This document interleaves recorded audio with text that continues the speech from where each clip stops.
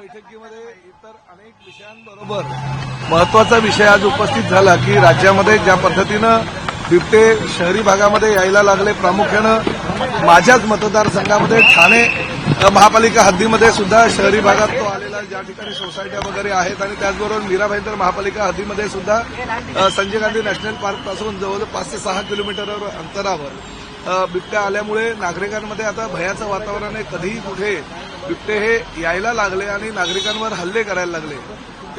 नशिबानं माझ्या मतदारसंघात आलेल्या एका बिबट्यानं ते 6 ते 7 लोकांना वर हल्ला केला होता, परंतु त्यातील एक मुलगी जी आहे अंजली टाक, ती फार गांभीर्यानं तिच्यावर हल्ला केल्यामुळे तिला एंगेजमेंट तिची झाली होती आणि जानेवारी महिन्यामध्ये लग्न होतं, परंतु चेहरा आणि तिच्या शरीरावर अनेक जखमा असल्याकारणानं ती आता इस्पितळामध्ये उपचार घेते. प्रामुख्यानं राज्य शासनानं तिच्यावर येणाऱ्या सर्व खर्चाची जबाबदारी उचलण्याचा निर्णय घेतलेला आहे आणि तिला पूर्णतः बरी होईपर्यंत इव्हन प्लास्टिक सर्जरीचा खर्च सुद्धा राज्य शासन करण्याचा निर्णय आम्ही सर्वांनी मिळून घेतलेला आहे. कारण शेवटी वनमंत्री गणेश नाईक आणि मुख्यमंत्र्यांनी ह्या विषयावर गांभीर्यानं चर्चा केली. प्रामुख्यानं शहरी भागामध्ये संजय गांधी नॅशनल पार्क आणि त्याचबरोबर तुंगारेश्वर अभयारण्य हे शहराच्या जवळ आहे. म्हणजे त्या ठिकाणावरनं वसई-विरार महापालिका, ठाणे महापालिका आणि मीरा भाईंदर महापालिका क्षेत्रामध्ये हे दोन्ही अभयारण्य येत आहेत. 55 ते 60 बिबटे त्या ठिकाणी आहेत. त्यामुळे प्रत्येक बिबट्याला ही चीप बसवायची आणि जसं लोकेशन ट्रॅक करायचं, जेणेकरून कुठेही शहरी भागामध्ये जर हे बिबटे गेले तर वन खात्याच्या कंट्रोल रूमच्या माध्यमातून ते कुठे कुठे बिबटे गेले तर त्यांचं लोकेशन हे वन खात्याच्या अधिकाऱ्यांना कळेल आणि त्यामुळे त्यांना शोधणं अडचणीचं निर्माण होणार नाही आणि लवकरात लवकर त्यांना पकडून परत वन खात्यामध्ये टाकता येईल. दुसरं महत्वाचा मुद्दा म्हणजे बऱ्याच काही आखाती देशामध्ये काही छोटी छोटी अभयारण्य निर्माण केलेली आहे. जसं आपल्याकडे गुजरातमध्ये वनतारा आहे, तशाच पद्धतीनं राणीची बाग, वनतारा अशी जी अभयारण्य आहेत ते अभयारण्य अजून जास्त निर्माण करावीत. सर्वसामान्य जनतेला त्याचा फायदा होईल आणि हे जे बिबटे किंवा वाघ जे शहरी भागामध्ये येत आहेत त्या अभयारण्यामध्ये जर त्यांना खासगी अभयारण्यामध्ये जर सोडलं तर ते शहरी भागात जे येणार आहे ते येणार नाहीत आणि त्यामुळे अतिशय चांगल्या प्रकारचं वातावरण त्यांना त्या ठिकाणी मिळेल आणि मानवी वस्तींवर हल्ला करण्याचा जी त्यांची भूमिका त्यामध्ये बदल होईल. खरं तर नागपूरच्या अधिवेशनामध्ये रवी राणा यांनी ही मागणी केली होती की हे बिबटे दत्तक योजना चालू करा, परंतु राज्यामध्ये सुद्धा ही बिबटे दत्तक योजना चालूच आहे. कारण मी स्वतः एक मॉर्निंग वॉकला 3 ते 4 दिवसाचा बिबट्या जेव्हा माझ्या पत्नीच्या निदर्शनास आला तेव्हा आम्ही त्याला वन खात्याच्या ताब्यात दिलं आणि गेल्या 6 वर्षापासून तो बिबट्या दत्तक योजनेच्या अंतर्गत मीच त्याचं नामकरण केलं आणि तो संजय गांधी नॅशनल पार्कमध्ये त्यांना ठेवलेला आहे.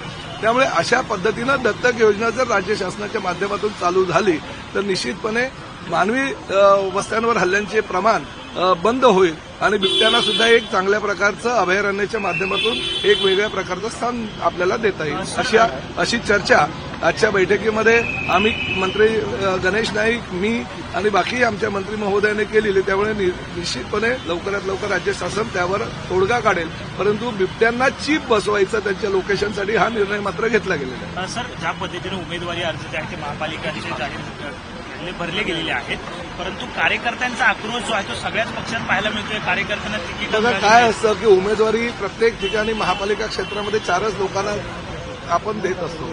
कार्यकर्ता हा बिचारा वर्षभर मेहनत करत असतो आणि गेल्या आता 8 वर्षानंतर ही निवडणूक लागली आहे. त्यामुळे बऱ्याच काही कार्यकर्ते मोठ्या प्रमाणामध्ये मला तिकीट मिळेल हे आशेने होतंय, परंतु तरीसुद्धा त्यांना मिळालेली नाही उमेदवारी तर त्यामध्ये आक्रोश त्यांचा होणारच. पण सर्व शेवटी राजकीय कार्यकर्ते म्हणजे आम्हाला नेते घडवणारे एक फॅक्टरी असं म्हणायला हरकत नाही. तर त्या कार्यकर्त्यांचा प्रत्येक पक्ष कुठे ना कुठे भविष्यामध्ये निर्णय चांगला घेत असतात आणि त्यांना मानाचं स्थान देत असतात. कार्यकर्त्यांचा आक्रोश या मुद्द्यावरती आहे की जे बाहेरून आलेले आहेत त्यांना लगेच तिकीट दिलं. प्रत्येक ठिकाणी वेगवेगळे आहेत. आता बघा ठाणे महापालिकेमध्ये माझा मुलगा राज्यस्तरीय निर्णय घेत असतो आणि युवा सेनेची धुरा सांभाळतो. तो सुद्धा ठाणे महापालिकेमध्ये नगरसेवक होता. त्यांनी महापालिकेच्या नगरसेवक पदाची उमेदवारी देऊ केलेली एकनाथ शिंदे साहेबांनी नाकारली आणि आमच्या कार्यकर्त्यांना दिलं. प्रत्येक ठिकाणी काही ना काही निर्णय प्रत्येक नेते मंडळी जर अशा पद्धतीने घ्यायला लागले तर दुसऱ्या संयमी कार्यकर्त्याला संधी मिळेल. आणि राहिला मुद्दा शेवटी युती आघाड्या हे होत असताना या ठिकाणी जर उमेदवारी मिळाली नाही तर दुसऱ्या पक्षामध्ये आपल्याला उमेदवारी मिळेल या आशेने लोक इकडनं तिकडनं पक्षांतर करत असतात. परंतु शेवटी प्रत्येक ठिकाणी हे वेगवेगळे विषय असतात. सर, मीरा भाईंदरमध्ये भाजपचे कृपाशंकर सिंह म्हटले की उत्तर भारतीय नगरसेवक अधिकाधिक निवडून द्या, कारण उत्तर भारतीय महापौर करायचा आहे. नाही बघा, नाही या एक गोष्ट मी 100% सांगितलेलं आहे की कुठल्याही परिस्थितीमध्ये मुंबई महानगरपालिकेवर महायुतीचाच महापौर बसेल आणि तो मराठी असेल ही आमची भूमिका आहे. आम्ही निश्चितपणे त्या विषयावर विचार करू. परंतु जास्तीत जास्त महाराष्ट्रात राहणाऱ्या प्रत्येक ठिकाणी हा मराठी उमेदवार निवडून यायला पाहिजे असं प्रत्येकाला वाटत असताना प्रत्येक ठिकाणी वेगवेगळे निर्णय हे त्यांच्या निवडून आलेल्या नगरसेवकांच्या म्हणण्यानुसार घ्यावे लागतात. राहिला प्रश्न कृपाशंकर सिंह यांचा, तो त्यांचा निर्णय आहे. आता आम्ही त्या विषयावर काय बोलणार, तुम्ही त्या विषयावर त्यांनाच आधी विचारलं तर बरं होईल. शिवसेनेची भूमिका काय तुमच्याकडे बघितलं जातं, तुम्ही तिकडे नाही, मी तिथलं नेतृत्व करतो. परंतु एक गोष्ट मी तुम्हाला सांगतो, कृपाशंकर सिंह यांनी काय वक्तव्य केलं मी ते ऐकलेलं नाही, बघितलेलं नाही. परंतु ते त्या बाबतीत उत्तर देतील.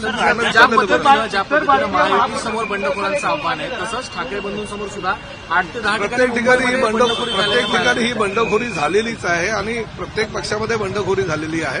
कुठे ना कुठे प्रत्येकाला आपण जास्तीत जास्त प्रयत्न करत असतो की जास्तीत जास्त बंडखोरी टाळेल. आणि मला असं वाटतं की आज आणि उद्या 2 दिवसामध्ये जेवढी काही बंडखोरी टाळता येईल तेवढी आम्ही टाळतो. संभाजीनगरमध्ये युतीचेच नेते जे कॅबिनेट मंत्री आहेत एकमेकांवर जोरदार टीका करतायत. त्यांचं असं म्हणणं आहे की युती गाफील ठेवलं मुद्द्यावर मित्र पक्षाने. बघा, प्रत्येक ठिकाणी बघा वेगवेगळे असतात. आता मुंबई असू द्या, ठाणे असू द्या, कल्याण असू द्या, चांगले निर्णय झालेले आहे वसई विरारमध्ये वगैरे.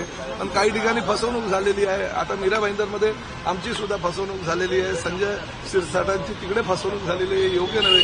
शेवटी युतीमध्ये जात असताना सगळ्या घटक पक्षांना सोबत घेऊन जाण्याची भूमिका भारतीय जनता पक्षानं घेतली पाहिजे. एकनाथ शिंदे आज अनुपस्थित होते.